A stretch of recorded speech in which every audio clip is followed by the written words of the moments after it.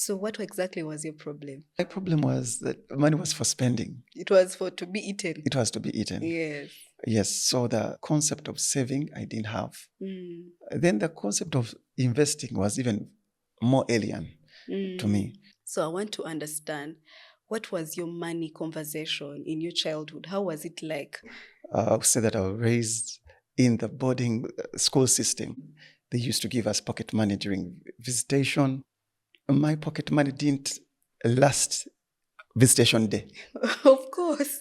No Yes. sooner had the parents gone out, I was running to the canteen to buy, and surprisingly on visitation, many vendors came to sell things that we didn't see very often at school on other days. So I went and spent it all on the same day.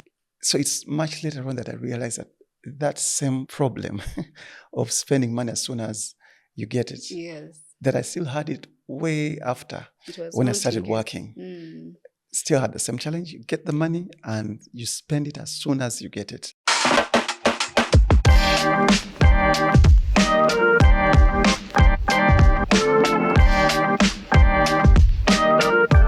Hello everyone, welcome to yet another exciting episode of Diaries of a Novice podcast. I'm your host Brenda, and today, like I told you last time, we have an amazing guest. I remember when we shot the first video episode, I said we're going to come greater this time. And what a joy that we get to host someone today. And for the OGs, those that took time to go and watch our very first video episode, I want to applaud you. You are the best. I saw a lot of feedback. People are like, this is what we've been waiting for, and so much, encouragement. So please go, if you haven't watched, go subscribe right now. Just pause. Go subscribe, Diaries of a Novice podcast on YouTube and on all the other podcasting platforms, and you'll be able to listen to us. So today, like I said, we have a guest, and I am so excited. We're going to have a money conversation, mentorship. It's going to be jam-packed, and I can tell you, you cannot wait to listen to this. We're going to talk about money. I love that conversation about money. As Christians, how do we steward resources? How are we mentored? And the guest today for me is someone I met. I was at some place as a young person, and I had his conversation across the room, and I said, I need to have this gentleman. And I think his conversation is going to be able to encourage young people about money. It's going to be to uplift young people when it comes to finances. How do you steward your resources? And even for those who are looking for the purpose of mentorship, do I need a mentor? This is the conversation for each one of them. So I'm not going to even take time to introduce him. I'm going to let him introduce himself, but maybe to say he's a Christian. He's a lover of God. I have seen him play the guitar. I've seen him be part of worship, and a married man with his children. He's going to tell us more about it, and then the money conversation, why he's here today.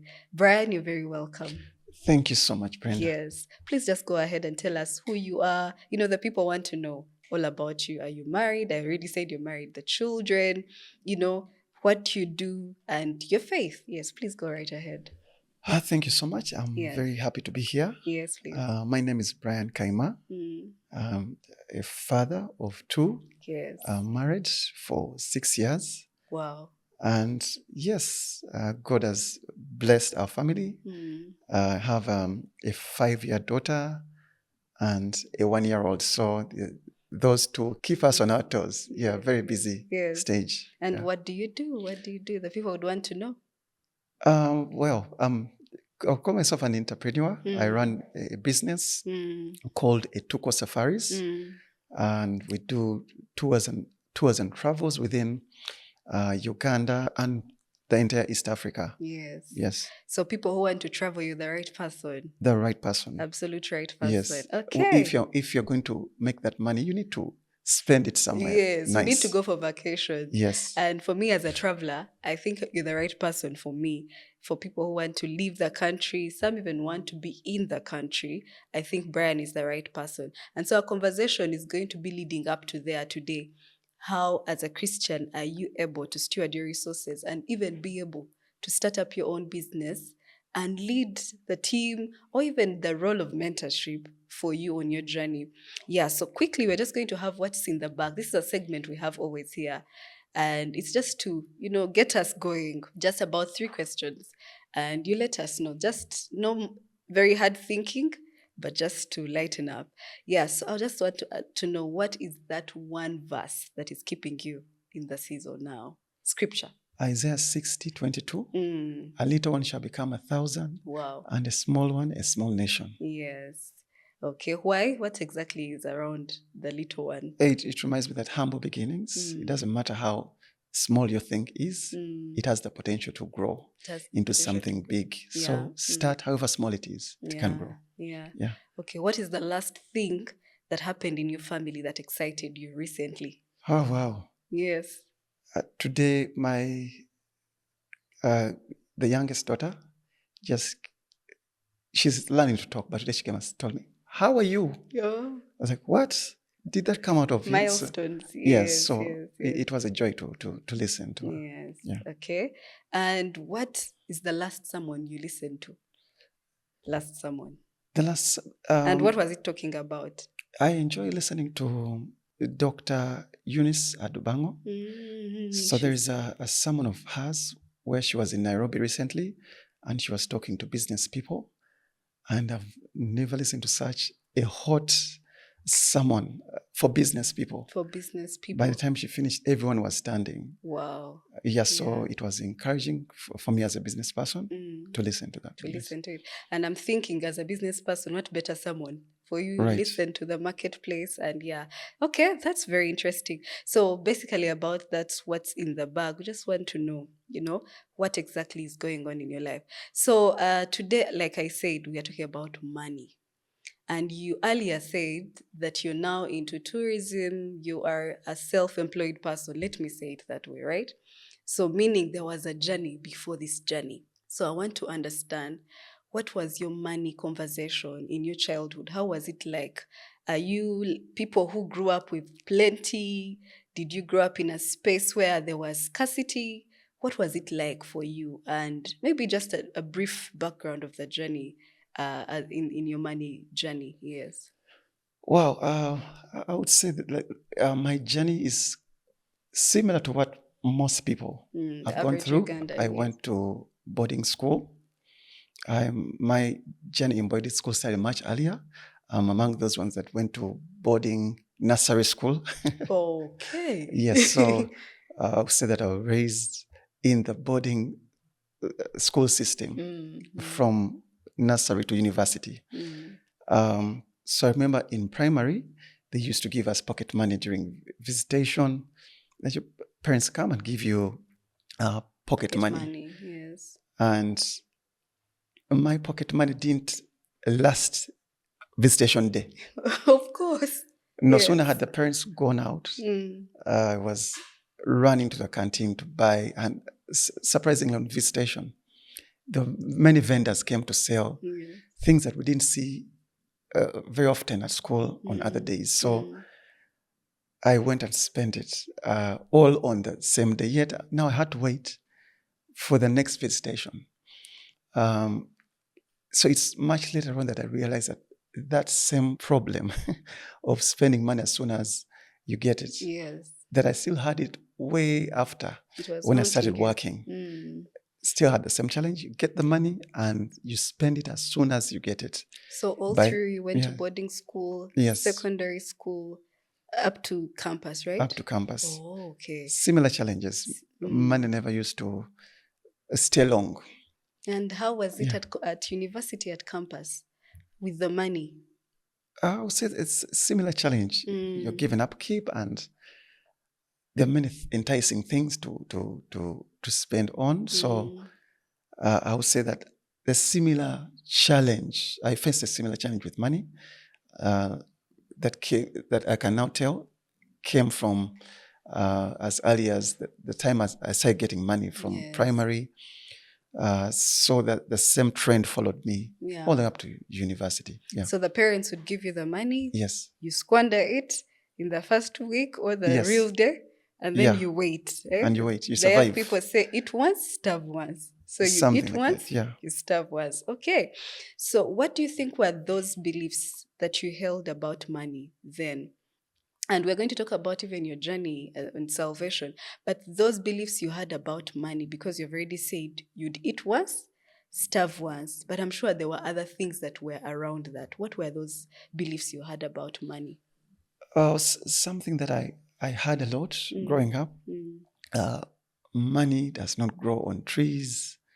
Where you ask for something like I don't have money, and yes, rightfully so, because my guardians' parents also had other needs, so they couldn't give me money at my call. Yes. They also had to give me what they could afford. So the money does not grow on trees was a common phrase, not just for me, but also my friends. Okay. Yeah. And I think as you speak about that, I'm just thinking about you as a Christian. I don't know if you were a Christian at campus, but how was it like? Were you already born again? What is actually the story behind that? Oh, yeah. I first had the call to salvation when I was in P3 Sunday school. Way back I used to go to Budo Junior School. So big ups to my hobbies. From Budo? From Budo. Yes. So Sunday school, I remember this particular Sunday, the preacher said that if you do not give your life to Christ, you might die after here and go to hell. Yes. That scared me. I was like, okay, I need to give my life to Christ, lest something happens and I end up in hell. But I'm grateful that I made the decision. But however, I didn't know what that meant. Yes. So there were many years that went past before I actually realized what the magnitude of that happened. So I became serious, or I understood what salvation means at university. Yes. So you can imagine all the years in between. And how was that? How was that? How do you get to say, I think now this is what it means?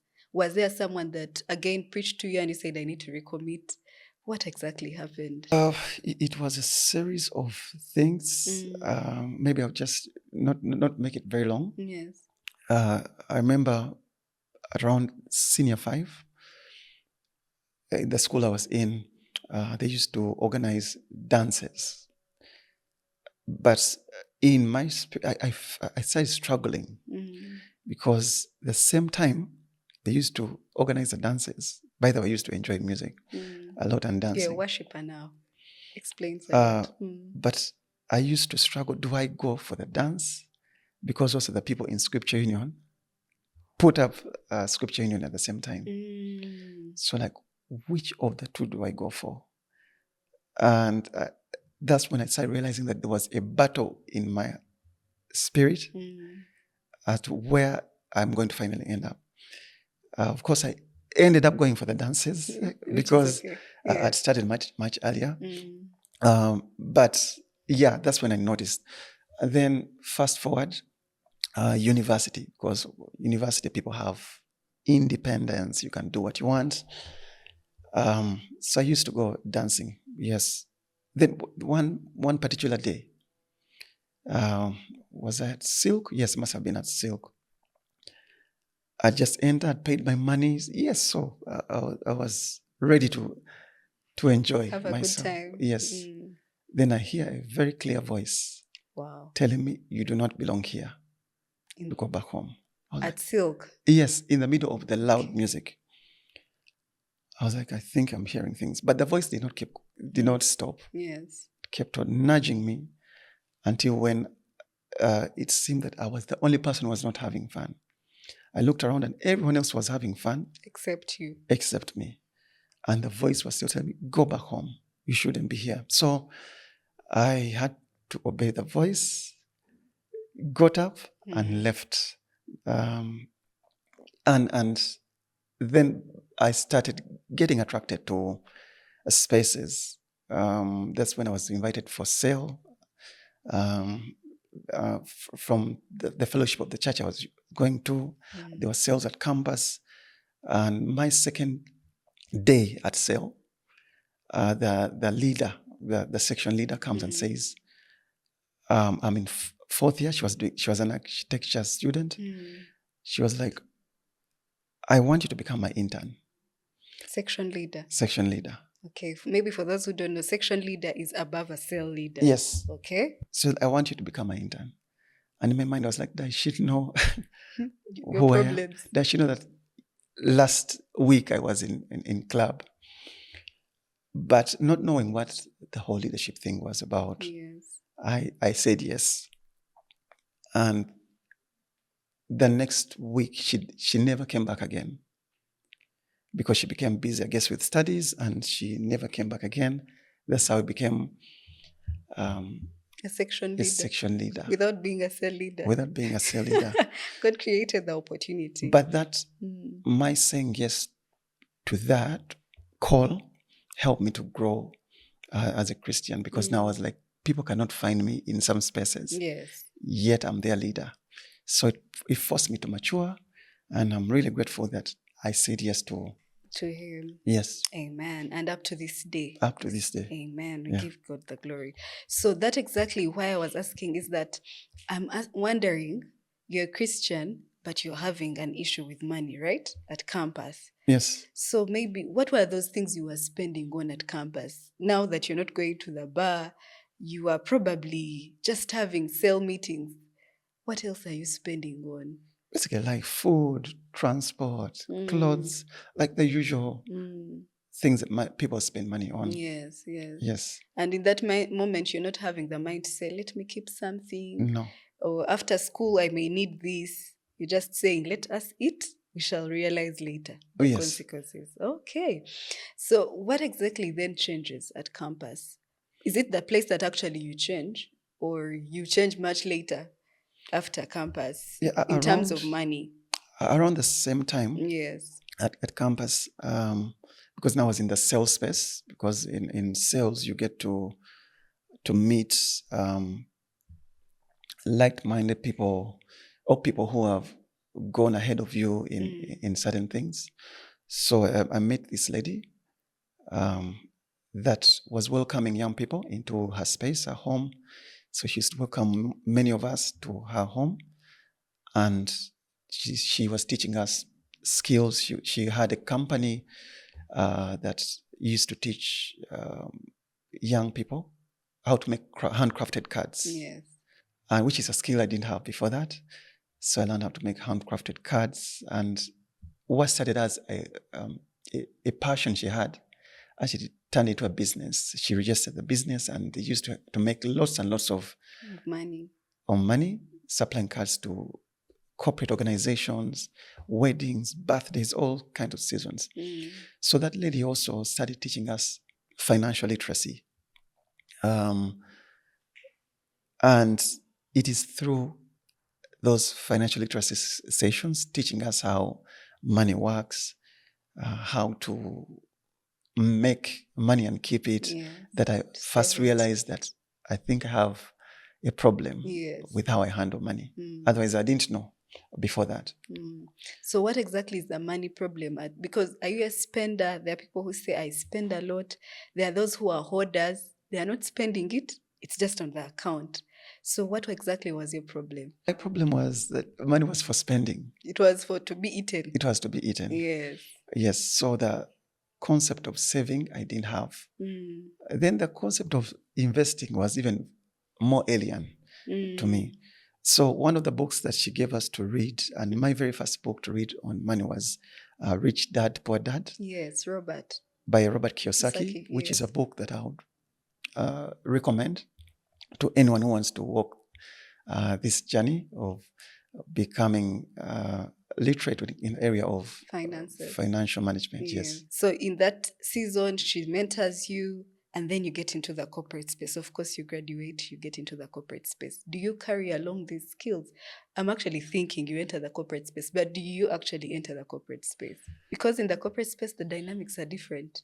You're getting a salary, you're getting these benefits. What was it like for you?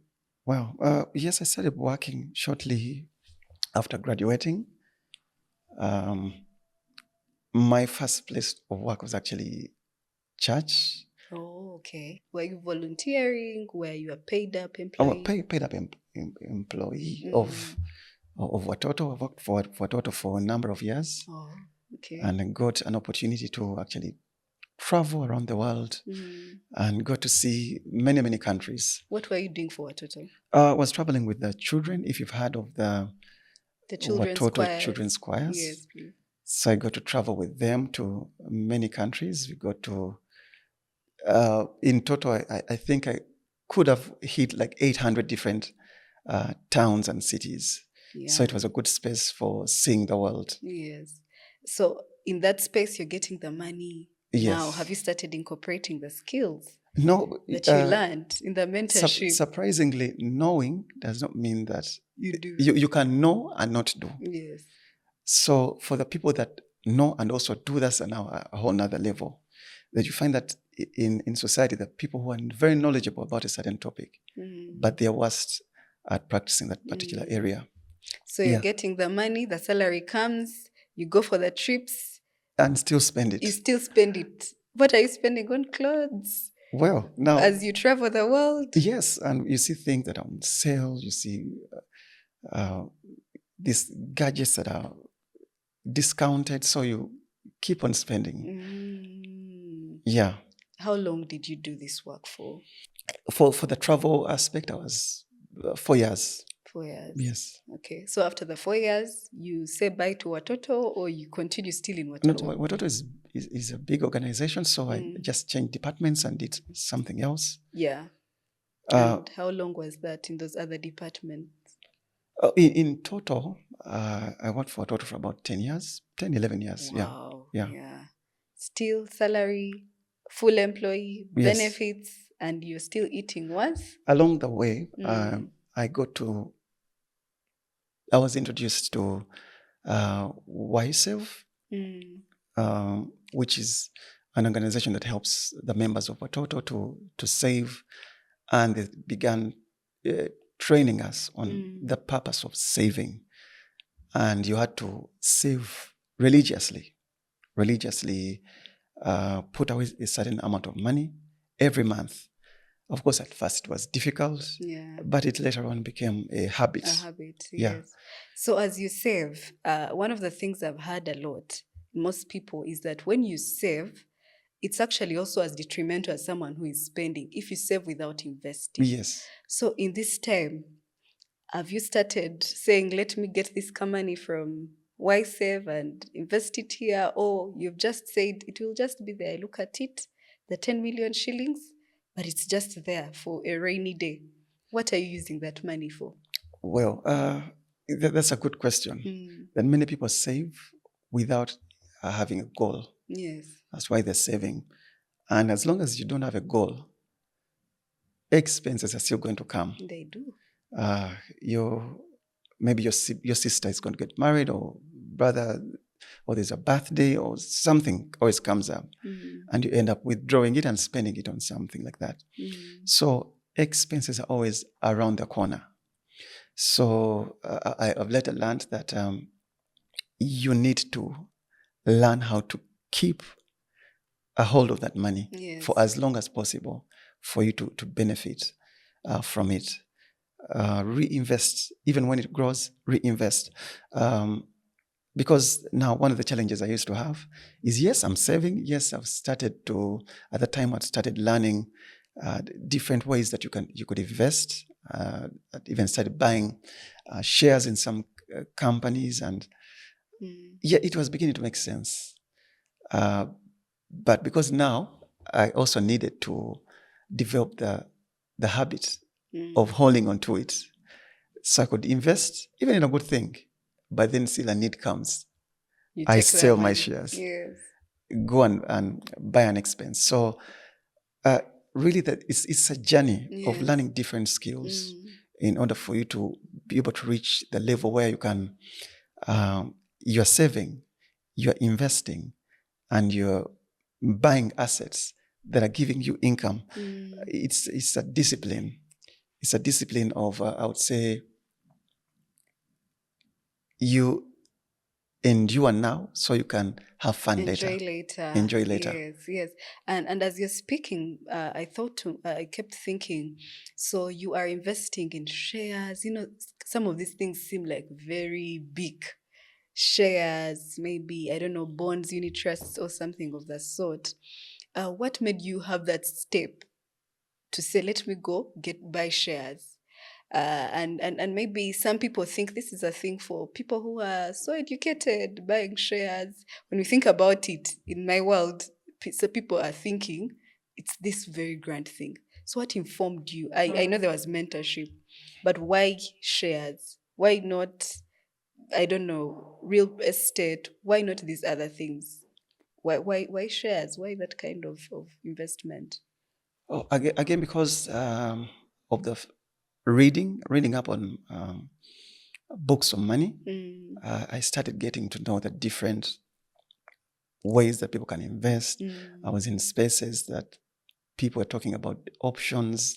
I was in YSEV. So you get to learn the different options. So of course, that's when I got to know that one of the ways that are not complicated that you can invest is shares. And shares can be as cheap as, let's look at what is happening now, where you can buy, let me say, a share in Stanbic Bank, which is a big company, at only 75 shillings. Really, who can't afford 75 shillings. That's not even 100 shillings, 75. Yes. So instead of going and buying a suite, you could own a share in a big company. Wow. So that's what intrigued me to start investing as the little that I had in shares. Because also when you have shares, you benefit two ways. Okay. You benefit when maybe you bought the share at 25 shillings and then it grows in value. Yes. It grows in value. That is capital gain. Yes. It grows in value to maybe 75. So that increase in value benefits you because you've bought multiple shares.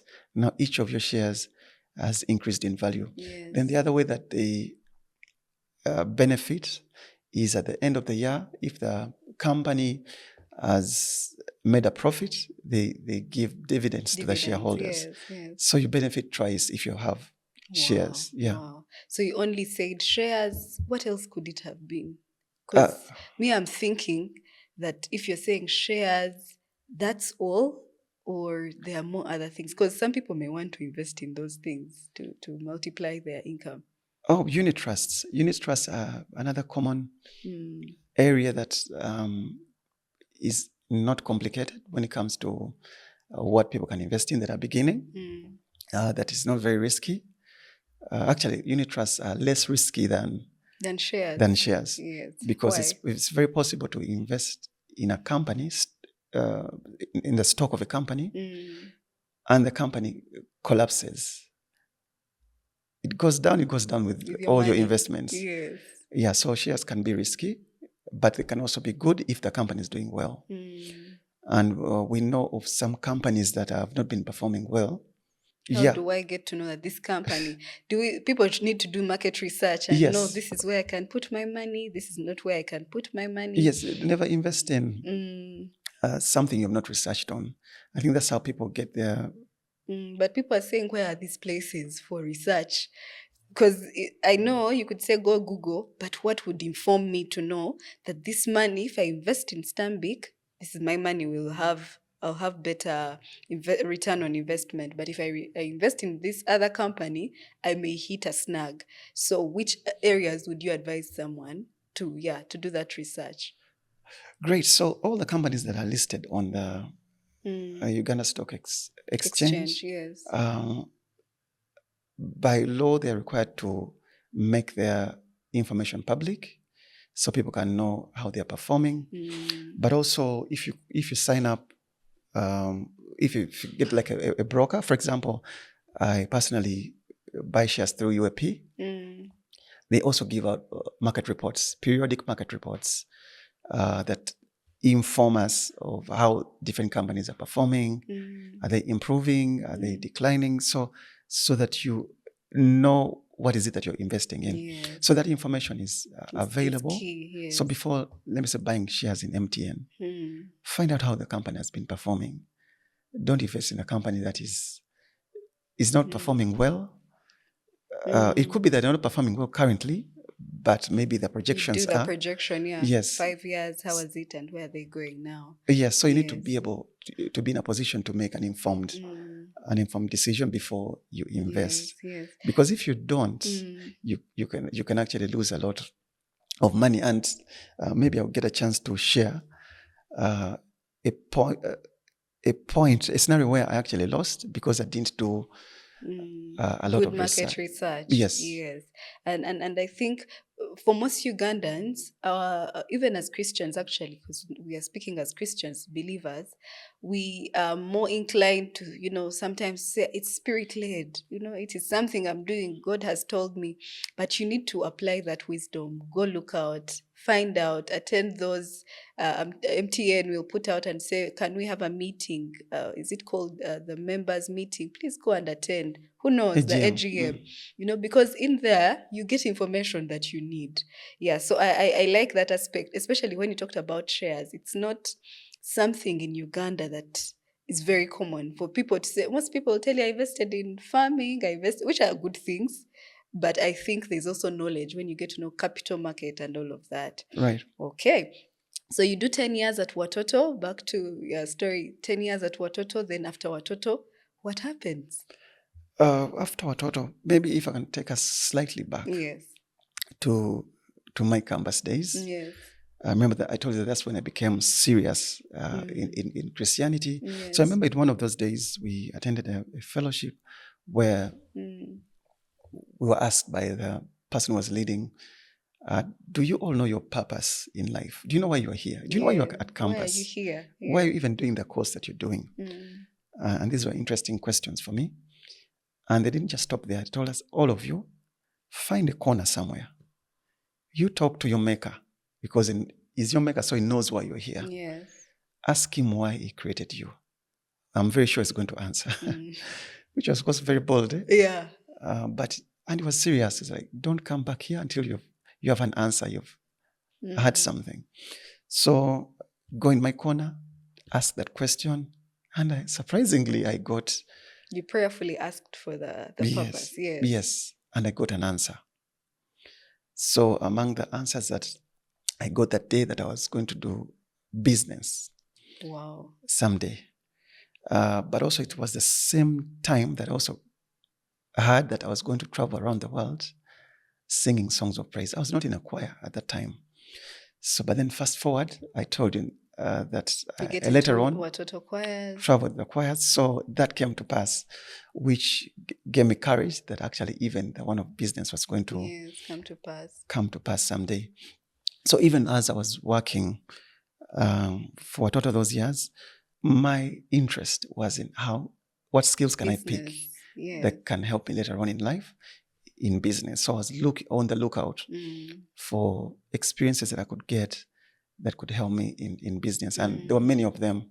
So you get into business. Yes, so later on, you tell the Watoto administration, thank you, I think time is up. Yes. What informed that? Was there any nudging? Did you just feel the time is done, 10 years of my service? I think I need to enter into something else. Wow, it was not an easy decision to make. And it happened around the COVID time, okay. So in lockdown. And yeah, many companies were laying off people. I remember even Watoto, some people were laid off because things were tough. Things were tough for many people, many organizations. I wasn't laid off. But you sensed. But I sensed that it was it was time. It was time to move on. And not to move on to look for another job, but to go and start something. So which was a bold move to make, because at that time, we're expecting our first child. Wow. So you're just here we are leaving a job which was giving us medical insurance. So it was not easy to make such a move. You're in COVID, you don't know what is next. You're letting go of this medical insurance. So it was not easy to make, but because I had that nudge, I felt that it was time to move, to make the big move into the uncertain waters. Yeah, so you move, then you start your own business. Had you already prepared for the move?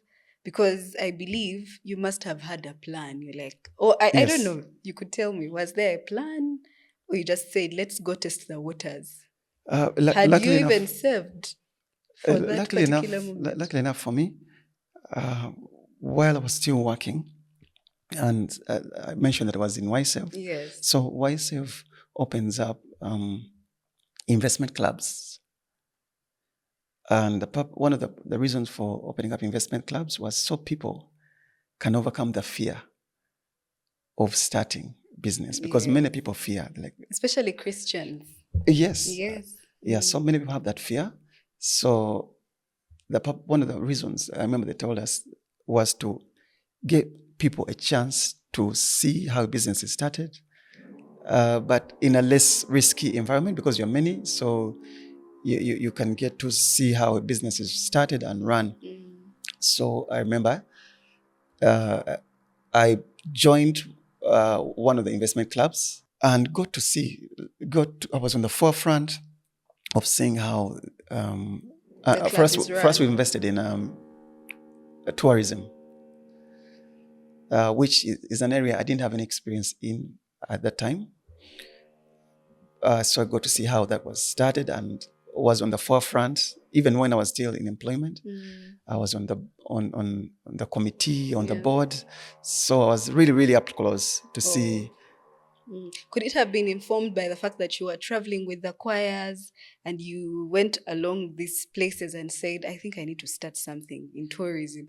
Or it was just something of interest and you said, let me start it? Oh, yeah, that's a good question, because actually there were many investment clubs. Yes. There was agriculture, there was real estate, there was stock market, there was tourism, and e-markets, if I remember well.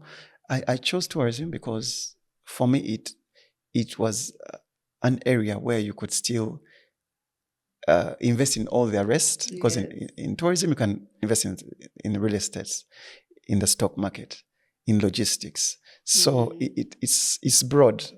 And for me, that's why I selected tourism, because it could still give me an opportunity to invest in all the other sectors. Yeah. And surprisingly, one of the very first assets that we bought in our investment club was a piece of land in Mubende. So I got to see how that purchase happened. Like, it was quite interesting. So picking skills yes. from there. So an investment club is a good vehicle for people who you're working, but you fear, you don't want to go it alone. Join others. Yeah.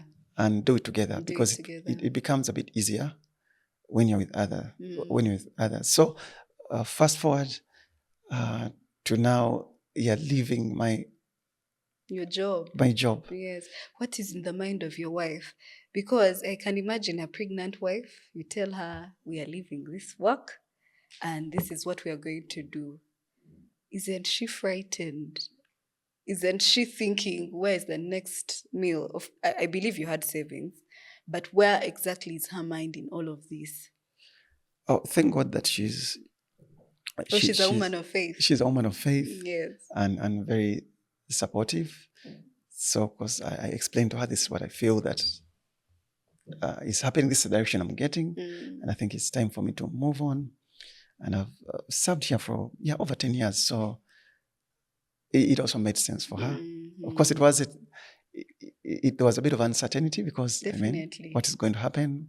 We have a baby on the way, but she was behind me, and we went for it. We applaud her for being behind you. But again, in a way, it wasn't difficult, because I live to go and support that company that we had started as an investment club. And at that time, it was gaining momentum. So it wasn't starting from scratch. Okay. The structures were there. And so you start up this tourism company. Does it pick off? I'm imagining COVID, people are home. So who is coming to tour? Most people, actually, if you read through, when you'd go through social media, most people were saying, I'm not traveling. And then most of Africa, people think we don't have preventative measures. How is it? There were even very many people who said, especially tour companies that I could read about, that they hit a snag during the COVID. So where are you getting the courage? I know it's faith, but does it then pick up? Well, me leaving employment into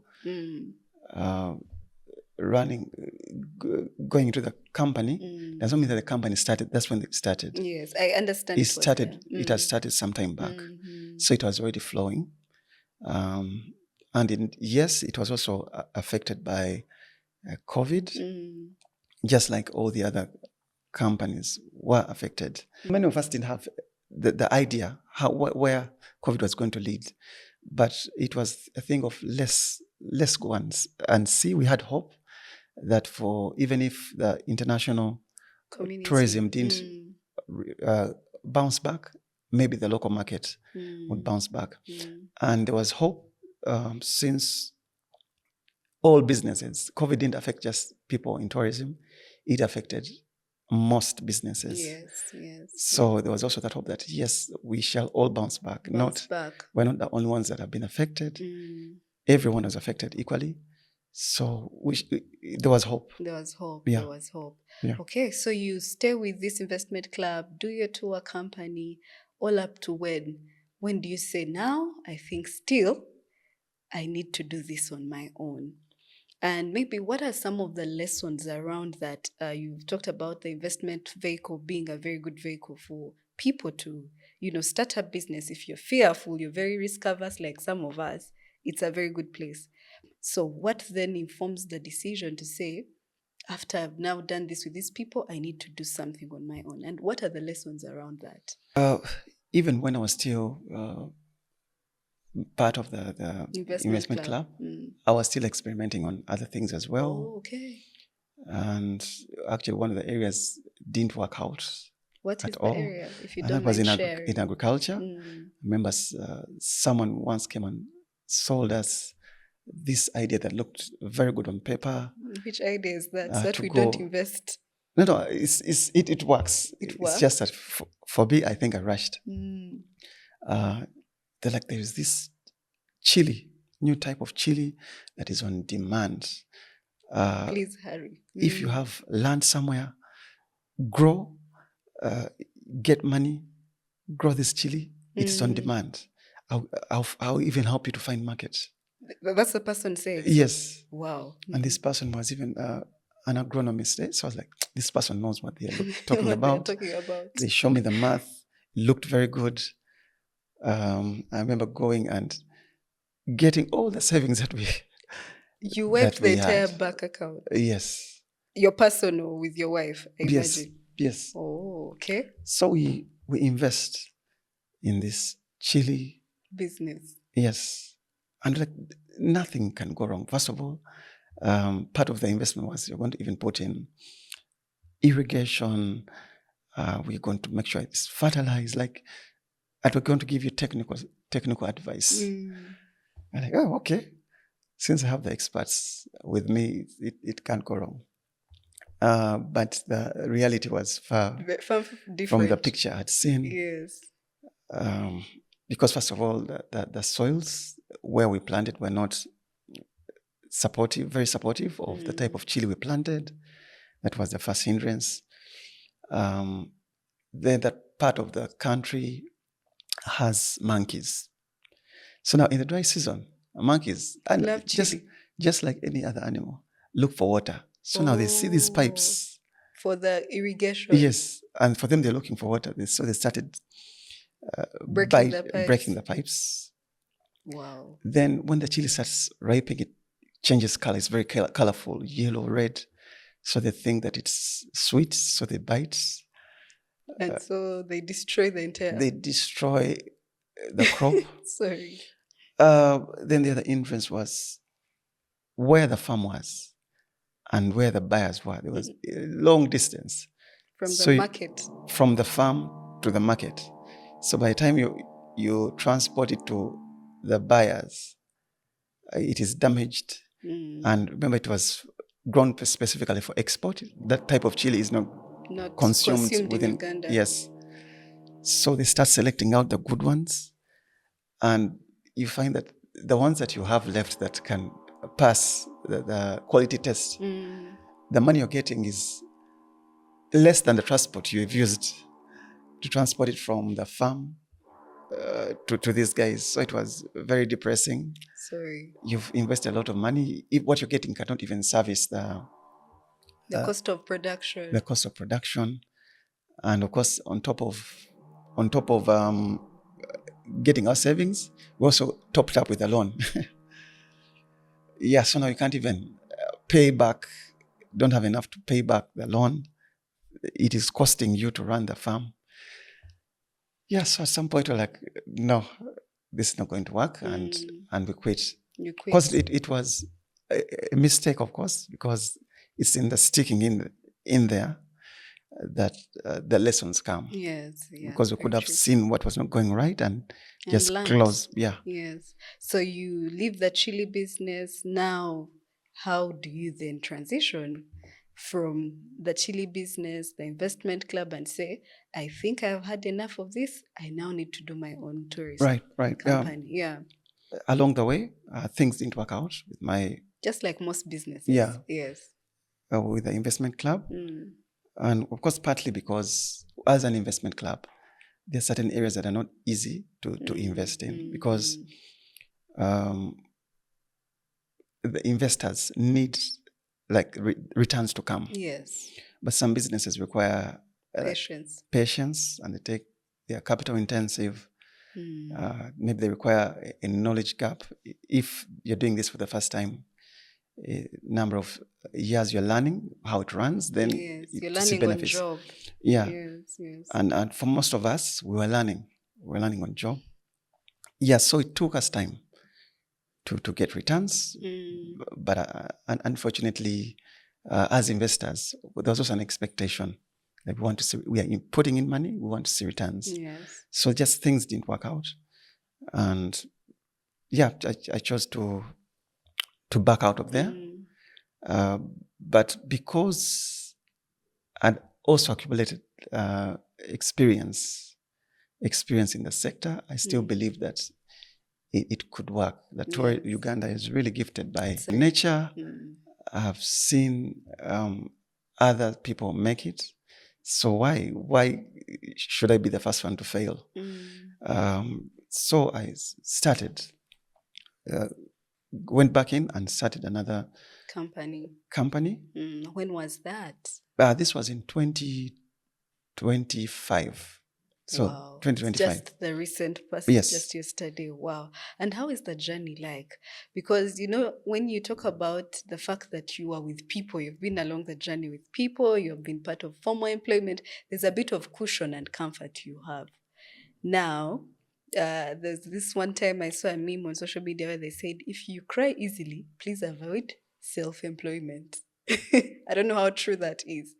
How is the journey so far for you in 2025? I know it's not so many months in, I don't know, but how is it so far? And what are those particular things, the mistakes that you did then, one, as a believer, but two, even as a business person, that now you don't intend to do so that you stay afloat?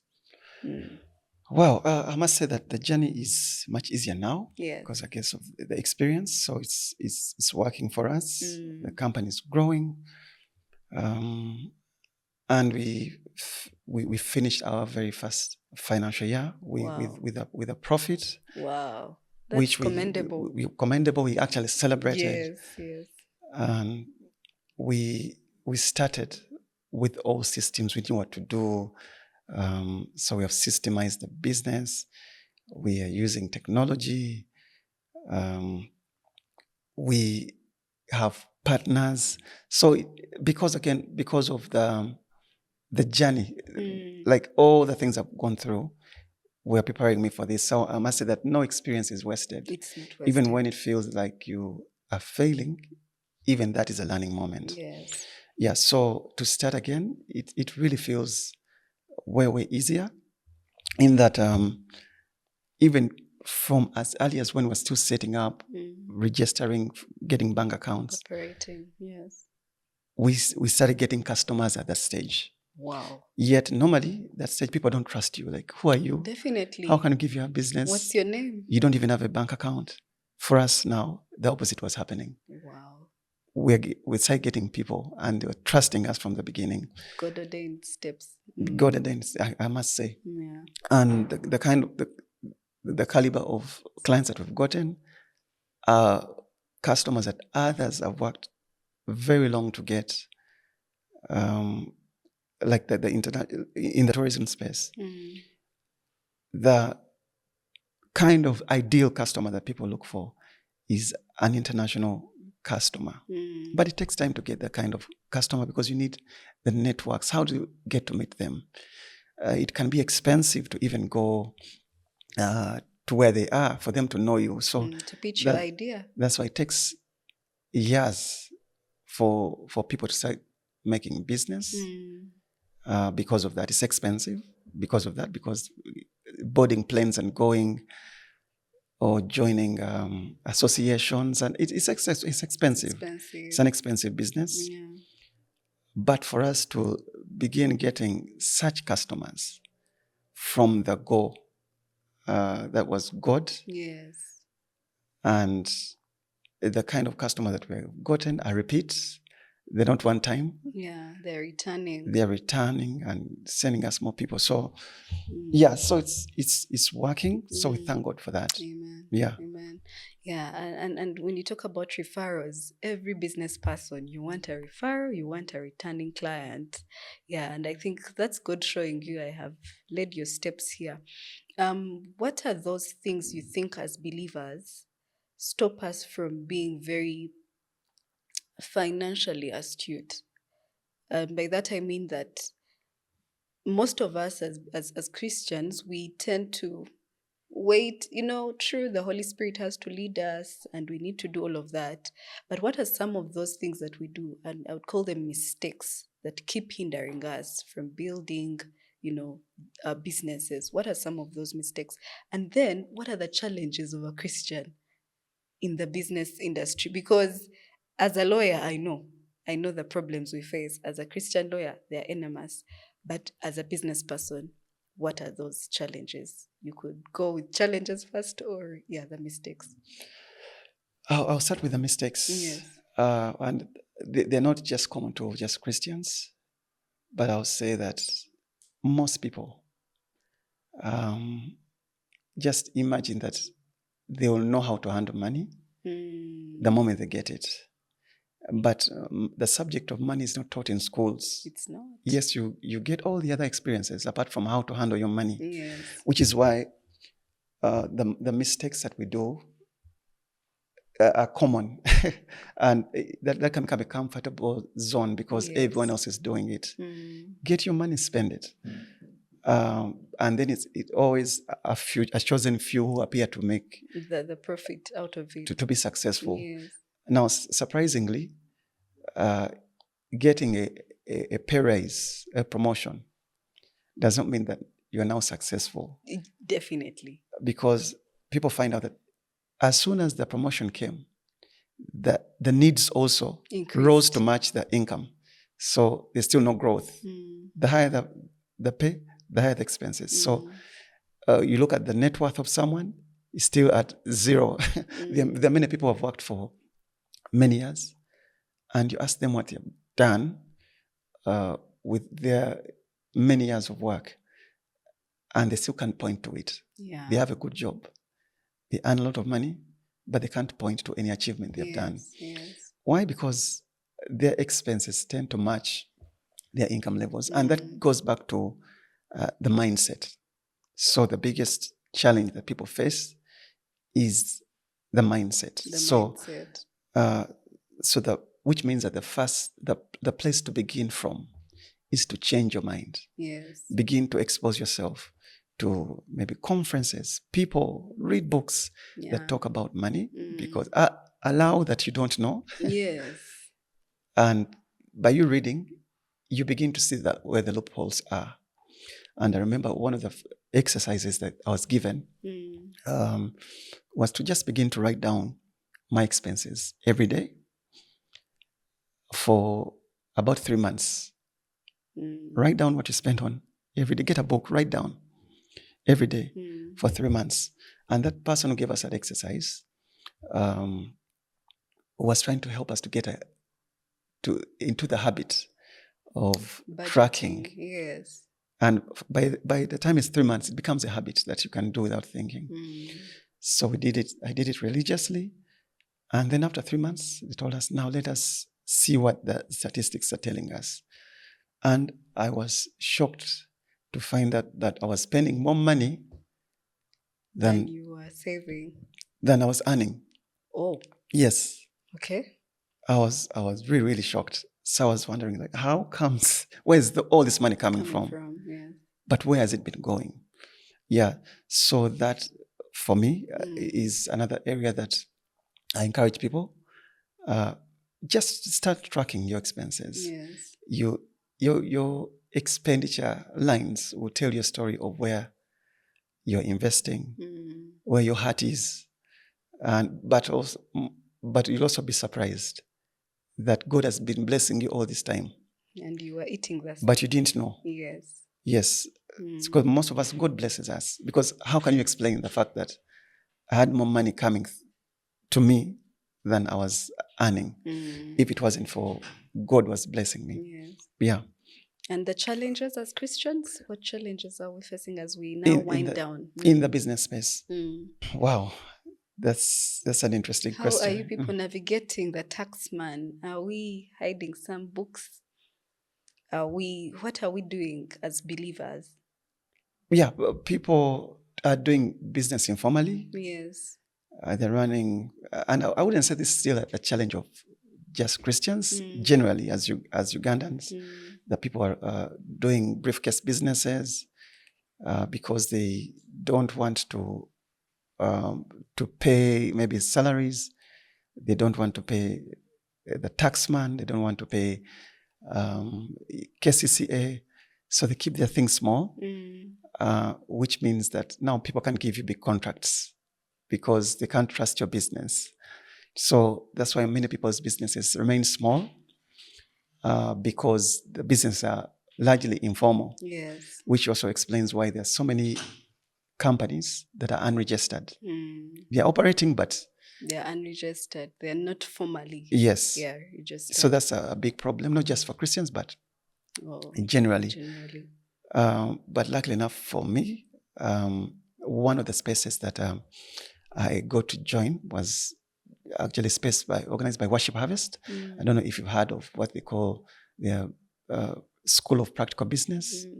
They have a class called the School of Practical Business where they teach Christians how to run business formally or how to run a business that scales. Yeah. So through there, yes. I got the skills that now have helped us to start from scratch, running a business that can... that you can scale. Yes. That's very interesting. This has been a very interesting conversation. We could go on and on and on. And I know that for where you are now, God is going to take you, and use you for his glory, right? Yes. So thank you so much, Brian, for the conversation. Would have actually gone on and on and on, but our time is fast spent. Brian is an author, something that he forgot to talk about. And maybe if I could just share his book. If we had enough time, we'd talk about the book, The Journey to Being an Author as well. But I think that's a conversation for another day. So Brian's book is Good Money Habits, an essential guide to financial literacy, right? Yes. If you want the book, if someone wants the book, because we have been talking about financial literacy, money, business, where can they find a copy? How much is it, if you don't mind? Yeah, about the book. And maybe we'll talk about the author journey some other day. Right. Yes. At the moment, a copy goes for 35,000 shillings. Yeah. 35,000 shillings. And at the moment it's on order. Yes. So someone can just reach out and call my number Uh, should I share my number? If you can, if you're okay with it, yes. Yeah, but okay, 078-2686847 and make an order, and it will be delivered to you wherever you are. We are making plans to put it on Amazon and Apple Books, Kindle. We're still trying to edit it and make it an ebook. We're still in the journey of that. And then very soon it will also be at Aristoc. But at the moment, people can just call and make an order, and it will be delivered to you. All right. And how about the tourism company? People who want to travel, they want to, it could be in community, they want to travel around and maybe get the experience of your tourism company. Where do they find you? Great. So you can go on our website, itukosafaris.com, and there you can get to see everything that we do, and also contact us, and we shall be able to help. Yeah. Okay. Thank you once again, Brian, for coming through. I have enjoyed this conversation. I really was literally waiting to have that money conversation. And we shall have more of these conversations. Probably you'll come back. Yes, yes. I'm available. Okay. Yeah. So, friends, make sure you get the book.